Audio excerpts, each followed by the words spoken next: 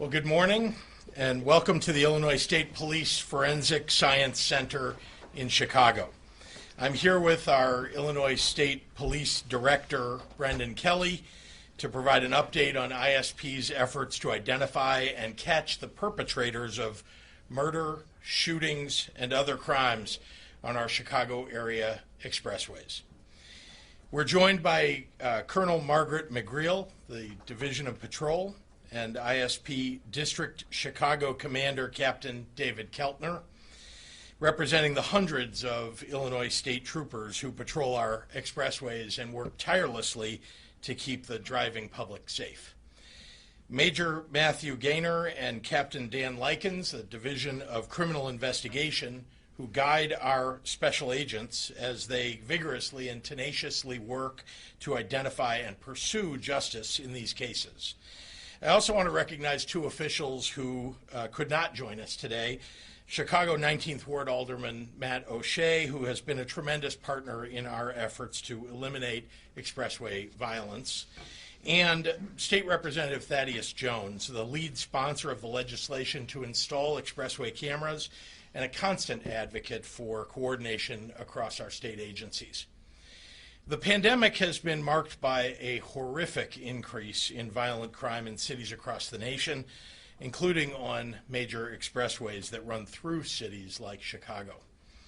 Drivers have had bullets come through their windshields, maiming or killing someone who's just trying to get from point A to point B. It can be anyone, an innocent child in the back seat, a friend you're driving home. These are crimes that are often spilling over from criminal activity or gang disputes that began in Chicago neighborhoods. And the best way to stop them once they enter our highways is to bring the power of the troopers and the technology of the ISP to bear. So I instructed Illinois State Police to provide whatever resources are necessary, and that's exactly what we've done. Since October, ISP has significantly increased their preventative patrol presence on the city's expressways. Those troops on the ground are backed up by the Illinois State Police air operations and K-9 units. Working with the Chicago Police Department and the Department of Homeland Security helicopters and local law enforcement agencies, these ISP units have played a critical role in apprehending the individuals behind these violent crimes. We've also installed state-of-the-art automated license plate readers, with 99 now up and running across the Dan Ryan Expressway and hundreds more on the way.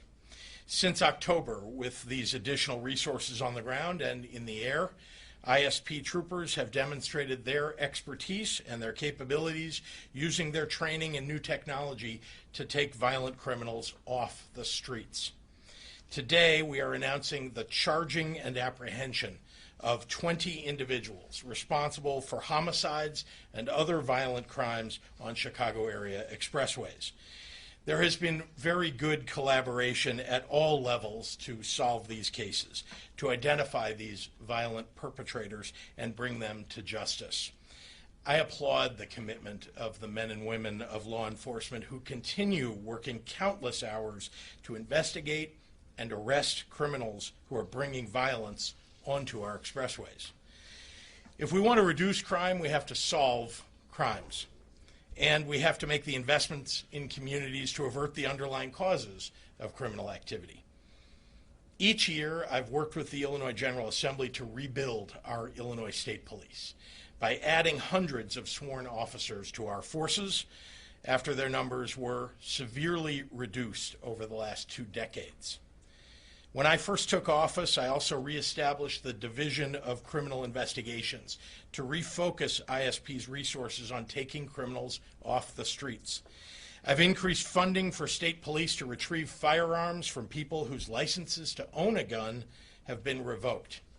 And last summer, I signed into law the most comprehensive reform to our state's firearms laws in over a generation, including universal background checks. Stopping the cycle of violence also means tackling poverty and root causes of crime, access to housing, health care, education, and jobs. And as governor, I've more than doubled the funding for violence interruption, diversion, and youth employment programs, and we're expanding those efforts even more in the coming fiscal year. Catching and prosecuting perpetrators can reduce and deter crime right now. And that's what our excellent Illinois State Police troopers, new cameras, and new crime labs are doing. Between the stepped-up patrols and the new technology we've brought to bear, anyone, even thinking of committing violent crimes on our expressways ought to be on notice that they're more likely today than ever before to get caught. We will hold nothing back to keep the public safe. With that, I'd like to turn it over to our ISP Director, Brendan Kelly, to further elaborate on the cases at hand. Brendan? Thank you, sir.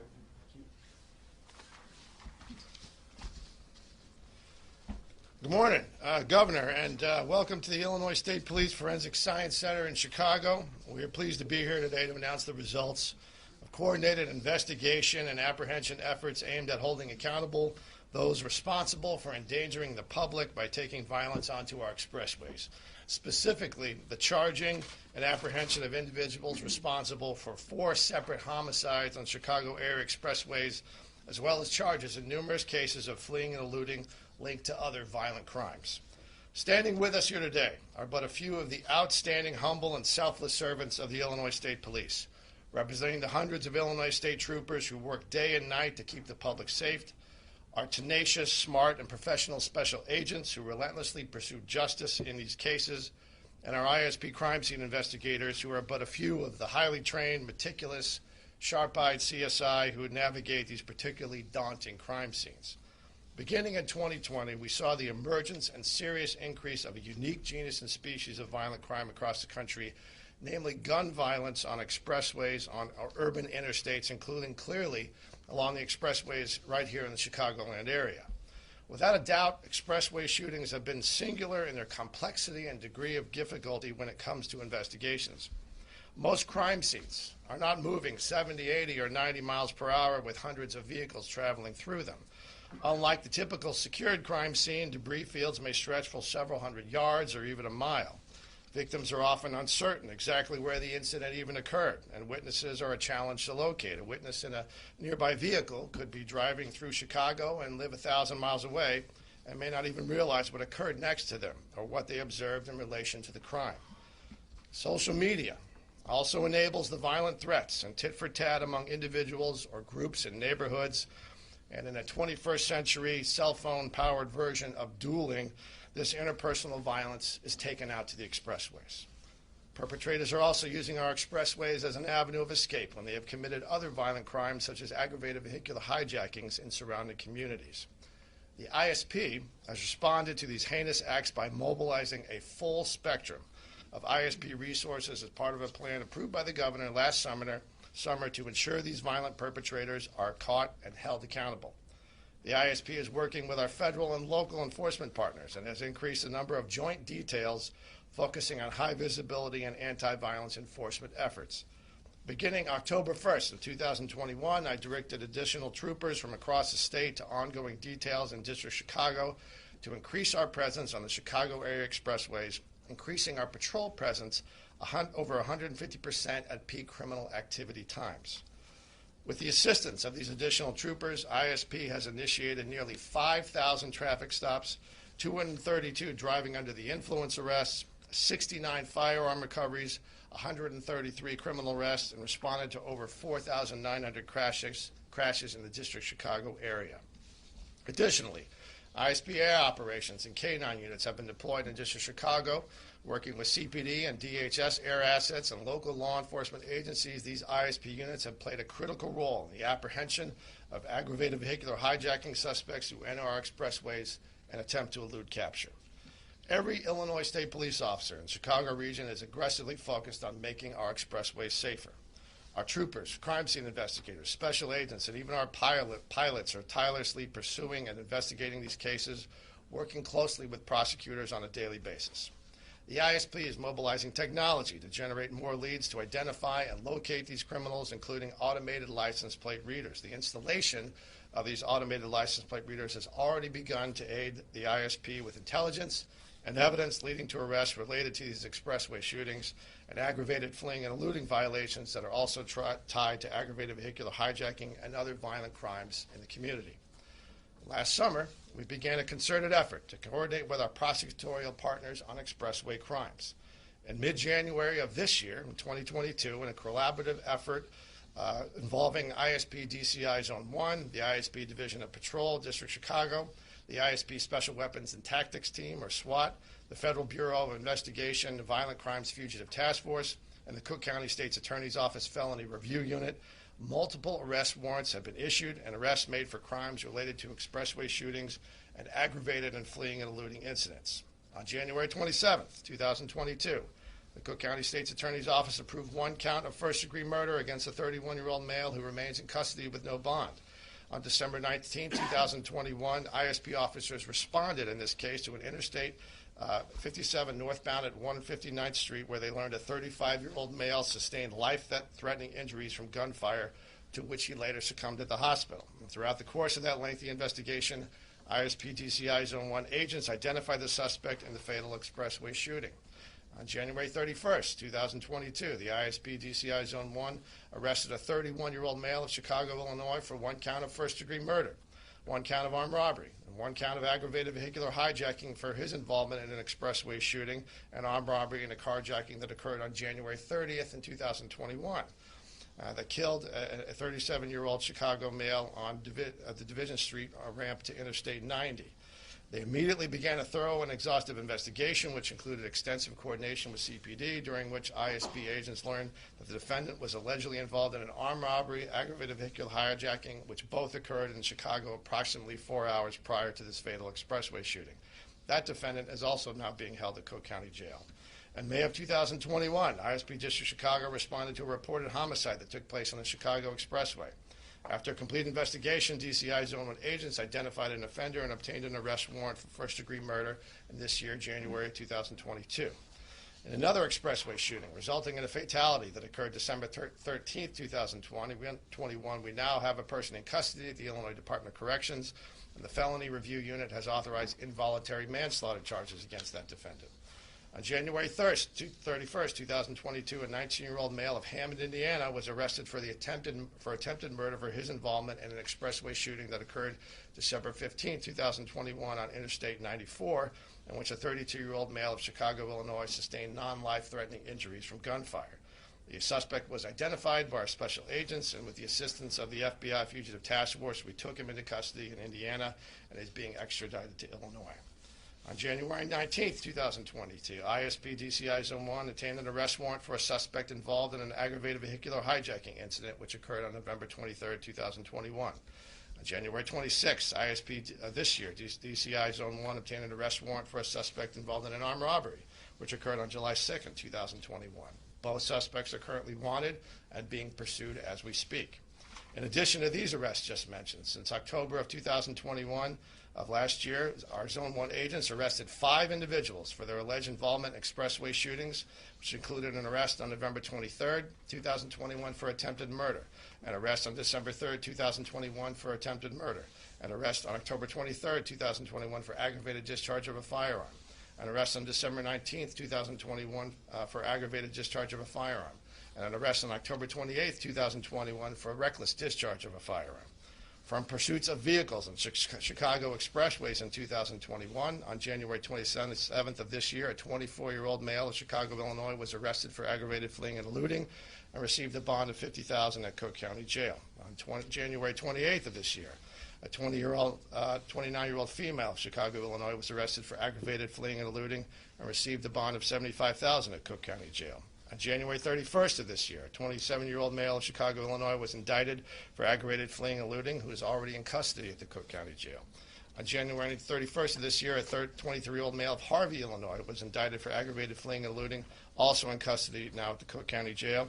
And on February 3rd, 2022, a 29-year-old female of Chicago, Illinois, was arrested for aggravated fleeing and eluding and received a bond for $75,000 at the Cook County Jail. Additional arrest warrants for aggravated fleeing and eluding that occurred in 2021 last year have been issued, and we are seeking the public's assistance to locate these individuals. Tony L. Clark, a 23-year-old male of Chicago, Illinois, Jahari Densmore, a 19-year-old male of Chicago, Illinois, and Lester Larkin, a 31-year-old male of Decatur, Illinois. And just this weekend, Illinois State Police District Chicago troopers responded to a vehicle pursuit involving a suspect firing shots at the police until the suspect crashed at 137th and Utica and Robbins, where the suspect was taken into custody. Zone 1 investigations responded and continued the investigation by obtaining surveillance footage from local police agencies, interviewing the suspect, and obtaining search warrants. And interviews of multiple police officers were conducted, and ISP obtained charges of attempted murder of a police officer, among other offenses, just this weekend. All of these acts show a complete contempt for human life. My appreciation goes out to the Felony Review Unit supervisors and prosecutors for working with ISP to help hold these violent offenders responsible, and also to the DuPage County State's Attorney's Office that just recently charged a defendant with aggravated discharge of a firearm and related charges arising out of a tollway shooting incident in 2021. In addition, building upon our already strong partnership with the United States Attorney's Office, I'm glad to share that in select ISP cases where convicted felons possess firearms on expressways, federal prosecutors will consider expedited prosecutions that could result in immediate federal detention and lengthy federal prison sentences for the most dangerous individuals. Further reason that violent offenders should think twice before taking a firearm on the expressway. I would also like to extend the heartfelt gratitude of the Illinois State Police to the Illinois Department of Transportation, their emergency traffic patrol. They protect the lives of our troopers when they shut down the lanes in order for our folks to safely collect the evidence we need to build a solid case.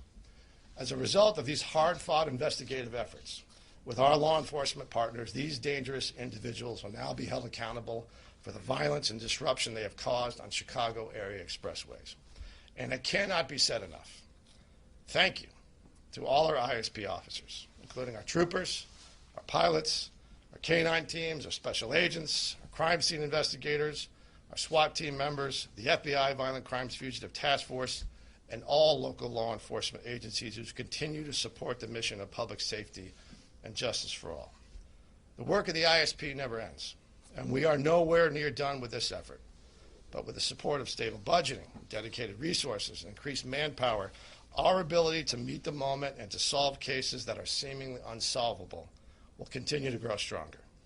The ISP is adapting every day and improving our investigative and apprehension efforts to combat these terrible crimes every day. And the message from the Illinois State Police today is simple. If you engage in violence on our expressways, you will be identified, you will be found, you will be arrested, and you will be charged with the most serious offense under the law. With that, I'm happy to now take questions regarding these investigations. Director Kelly, do you have there'll probably be a million answers to this question. There's probably not one right answer. But there have been gang problems in Chicago for 100 years. Do you have a feeling for why these gang disputes are now spilling down onto the concrete that is now your jurisdiction? I think there are many factors, and you're right, there is a complicated answer, but there are two things which I think that are common themes in these cases. One is that we know in many of the neighborhoods where some of that gang activity or other violent crime has often occurred, we know that there are a lot of cameras everywhere. We know that people have Ring doorbells. They have cameras at the gas station, or a camera in front of a business, or a camera in front of people's houses. And we also know that law enforcement has a variety of cameras in certain areas. And by not having that type of asset on the interstate, there's obviously going to be a differential, and that means people have a sense that if they go on the interstate, then maybe they're not going to be caught on the camera. That's changing as a result of the license plate readers that we're installing. Those LPRs are not just photographs that are taken, they're video as well, but they have an application and software in them that allows us to read the license plate and be able to match that and correlate that with the other information we have. One other common thing, as I mentioned, what has changed and what is a factor and that's driving some of this activity is social media. People who have issues with one another, whether it's gangs that are maybe fighting with one another, or people that even know each other that have some beef or some dispute. Like I said, it's almost like a modern form, 21st century form of dueling. They say horrible things to each other on social media. They threaten one another. Then they say, let's take that out to the E-ways. Let's take this out to the expressway. And almost like Main Street in the Old West, they're using these expressways for this type of violence. But that's why adding this additional presence from our Illinois State Police, who are on patrol, adding this technology and allowing that license plate reader technology to give real-time information to our troopers that are out on patrol, as well as using our air operations, as well as using all the assets that we have to be able to apprehend and deter this type of crime. That's why we're continuing to evolve. We saw this phenomena occurring. It's occurring on a lot of urban interstates around the country. I talked to my counterparts across the country. They're dealing with similar phenomenons in similar environments. But that is a factor. It's just the social media that's driving these disputes, and people are using social media to film themselves out on the expressway. So that's why technology is a factor and why we have to use technology to try to stop them. You mentioned the timing of the increase coming post-pandemic, or since the start of the pandemic, really. Any theories as to why that would be? I think there are again, so many different factors that are occurring all at the same time. And as for this particular issue, this is our territory. You know, we're responsible for the expressways. This is a unique history that the Illinois State Police have with this area. We don't have this type of dynamic where we're exclusively responsible for the interstates in other parts of the state, but that's an agreement that goes back to the 1980s, where the Illinois State Police have that responsibility.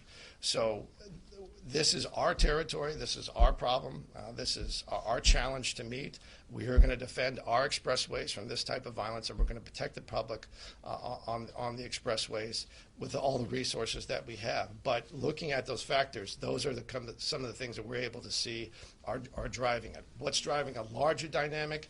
The issues of criminal justice, the issues of how we protect public safety, those are all very complex problems. But what I can tell you is what I just told Phil, those are common factors in this particular criminal factor. There's always three parts to fighting crime. There's either you have to identify the victim, you have to identify the suspect, or you have to have a law enforcement intervention in between those two. And if you break it down as simple as that, in this case, we have to have a deterrent effect by having our law enforcement present. I will tell you, every time we've had people on patrol, our folks out there, only once has a shooting occurred within the line of sight of our troopers. So when they're out there, that's a visual deterrent. That drives people's decision making, their risk analysis about whether they're going to go out on the expressway and shoot a firearm. So that's why we've added these additional personnel. And you can see the number of traffic stops, you can see the number of criminal arrests that we're making. That's having an effect. But these things do take time, and we're just going to continue to grow our presence out there and continue to empower them with technology. Yes, ma'am. 20 arrests in October. I wanted to make sure I heard you right. 4 have resulted in homicide charges? So there were 4 individual homicides. Okay. 3 of those resulted in murder charges. Okay. 1 of those resulted in an involuntary manslaughter charge. I want to make sure I understand your answer on one thing. Yes, sir. You believe, and I understand it's probably a theory, you believe that the bad guys know there are cameras in the neighborhoods, know there's, sure. and they are potentially either flushing their quarry down to the expressway where they can get them there without being observed? You think that might be what's happening? That is a factor we know as we've talked to some people involved in these, as we get other intelligence from our partners in federal law enforcement or from CPD. That's a chatter that is out there. But what we do know is by adding the license plate readers, we are starting to see where we add those, and we let people know this is the area that we're adding these. This is, you should be aware that we're using this technology here. That can have a deterrent effect and alter the decision-making process about whether or not you want to do that. But look, as we know, criminals are going to sometimes do these horrible, evil things that they do, regardless of whether or not we have technology in place. So we have to use the technology to try to hold them accountable. Governor, can we get your thoughts on the mask ruling? But yeah, I want to just make a statement before I take questions. And thank you very much to the director and to all of our ISP troopers that are here today and all who work here at the lab. So I do want to take a moment to talk about the ruling in the Sangamon County Circuit Court regarding safety measures that we've been taking in our Illinois public schools. Judge Raylene Grishow's ruling is out of step with the vast majority of legal analysis in Illinois and across the nation. Most importantly, it constrains the ability of the named school districts to maintain safe in-person learning requirements, as if kids need a minute more of remote learning when there are common sense tools that we have to reduce and prevent it. The judge's decision cultivates chaos for parents, families, teachers, and school administrators across the state. And I've asked Attorney General Kwame Raoul to seek to have the ruling overturned with all possible speed. For millions of Illinoisans, wearing masks has never been about what was required by the governor or any other authority. No. Masks are, for most people anyway, have been about doing what's right. For yourself, for your loved ones, for others, for your community as a whole. Nowhere is that more true than in schools. Community hubs where parents and grandparents, teachers and staff interact with each other every day. Hundreds and even thousands of people in a community are affected when there's an outbreak in a school that's gone maskless. That affects not only whether a school will go remote, but also whether workers at local businesses will get sick, and therefore whether those businesses can stay open.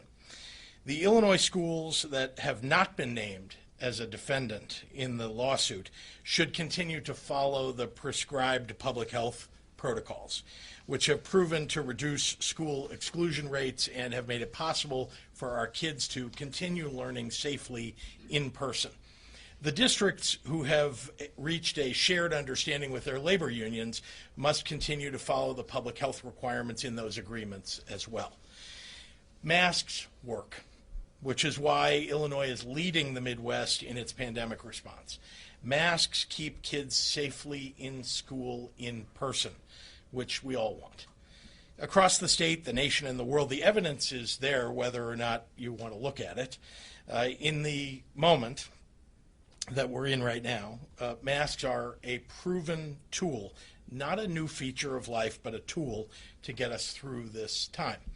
By and large, the people of Illinois have kept their masks on to keep everyone safe. And thankfully, we've seen our COVID metrics go in the right direction. We've already seen northeastern states where Omicron hit first, like New Jersey, see the signs that they need to lift these protocols, namely decreased hospitalizations. As Dr. Ezike and I cautiously noted for a few weeks from now, our COVID rates are also moving in the right direction. And as I said last week, I hope to provide some additional guidance in coming days as we continue to evaluate the numbers. As we've been doing from the start, we are following the science. As for this specific case, poor legal reasoning should not take one of our most effective tools off the table. So again, I've asked the Attorney General to continue to aggressively appeal this decision so that school districts can do what they need to do to keep students, staff, and community safe. And happy to take any questions. Governor, part of the argument was that you made this decision and they felt there wasn't due process. They felt that you hadn't consulted the legislature and parents.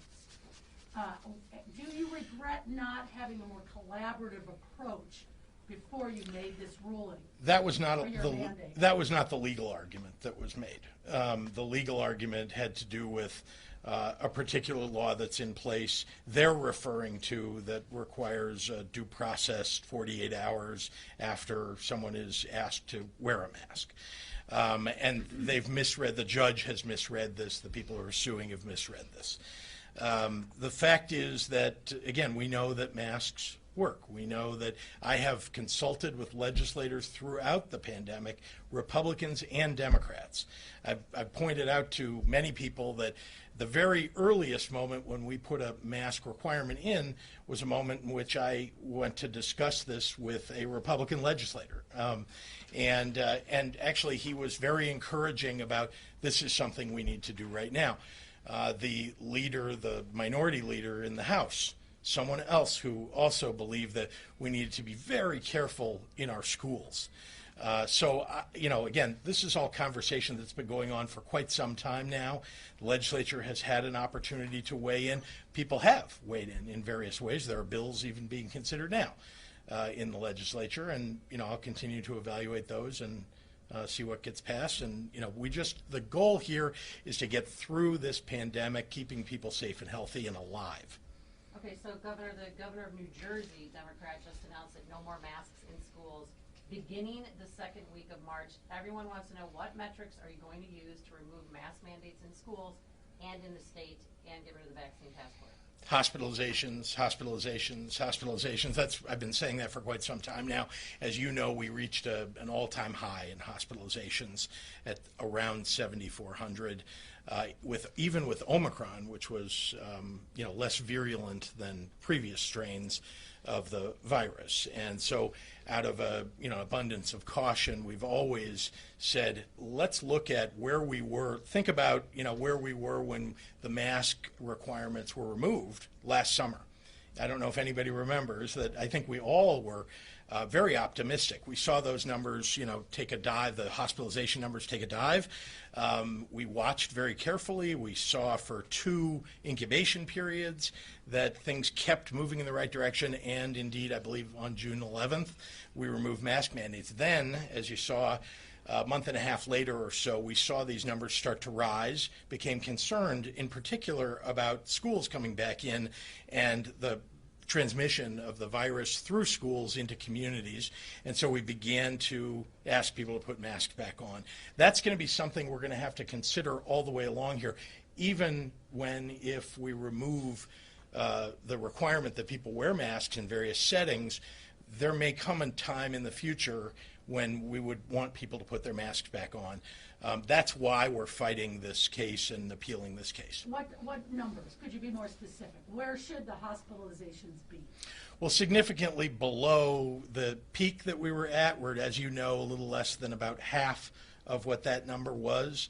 And so, again, we're watching very carefully. I'm listening to the doctors about what numbers they believe are correct. And no doubt we are heading in the right direction. So you'll be hearing more about that. Dr. Ezike keeps saying if we hit 400 cases a day, we'll drop the mask mandate. Is it her decision or is it your decision? Because last I checked, she's not an elected official, but every week when we go to the press conference, she says, do you want non-scientists, non-doctors to make decisions that will affect seriously the health and lives of the people of Illinois with an epidemic that we have seen, a pandemic that we have seen? The answer is yes, of course, the ultimate decision is mine, but you want me listening to the best experts that we have, and I do, and it includes our Department of Public Health, but also, as you know, we've got some of the best epidemiologists in the world here in Illinois at private institutions, at public institutions, and I rely upon them as well, talking to them on a regular basis. Marnie.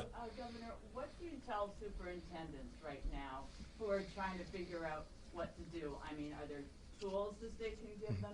Are there updates on when you think there's going to be a decision? My kid's superintendent was saying, imploring parents, not to send their kids to school without masks. So, for the people on the front lines, what can you help them? Well, the judge has created a tremendous amount of confusion, even in the way she wrote her decision. So that has been problematic. We've asked and did, in fact, have the Attorney General's staff talking to the staffs of schools all across the state over the weekend to give them, their best advice and allowing them to make decisions for themselves, of course. But we want to make sure that we're getting an appeal heard as soon as possible so that we can, rid ourselves of the fog of the, a frankly not good decision by the Sangamon County Court.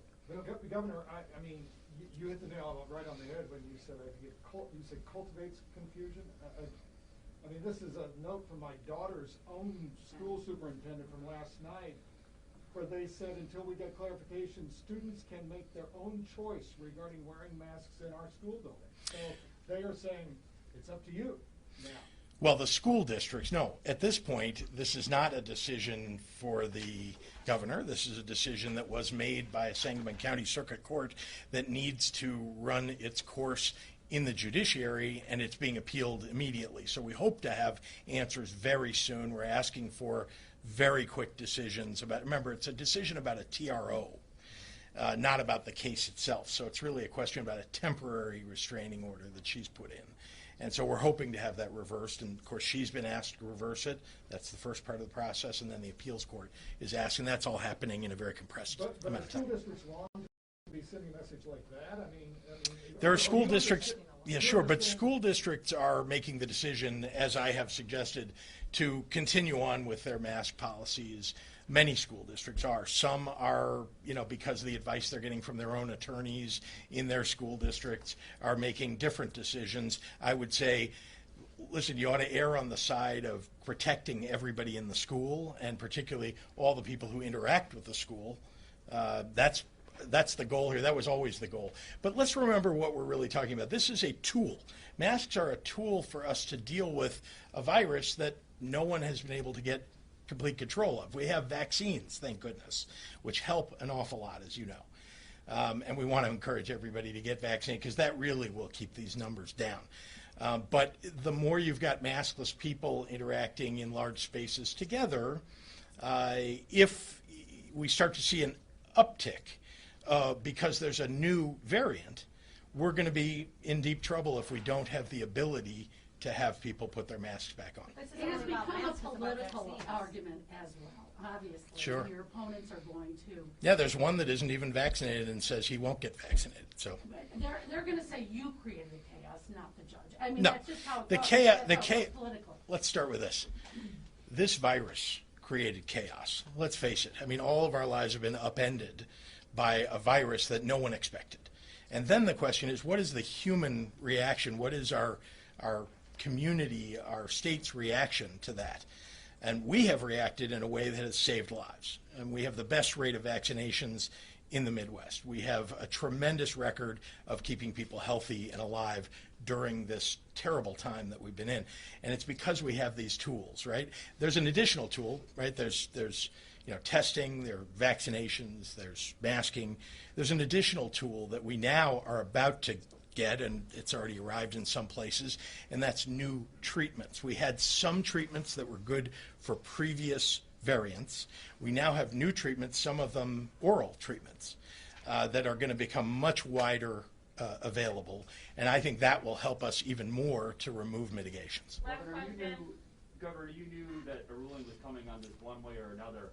Why wasn't there guidance ready to announce on Friday, or even sooner perhaps, about what schools and teachers and parents should do in response to a situation like the one we're in right now? Well, this is the guidance actually we've been giving all along, which is these are the things that are the tools that can be used to keep everybody healthy.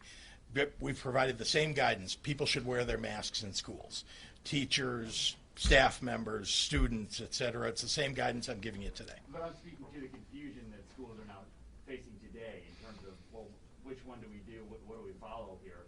Why wasn't there guidance announced for how in specific, who they should listen to? Should they listen to your guidance, or should they listen to what a parent wants for their own kid, or how they should handle that situation? Well, we had mitigations in place, as you know. These are requirements. And so that was the guidance. That is the guidance continuing to be. The fact that a judge made a poor decision about this has caused disruption. There's no reason why people should follow the decision if they're not subject to that decision. All right, thanks everyone. Thank you.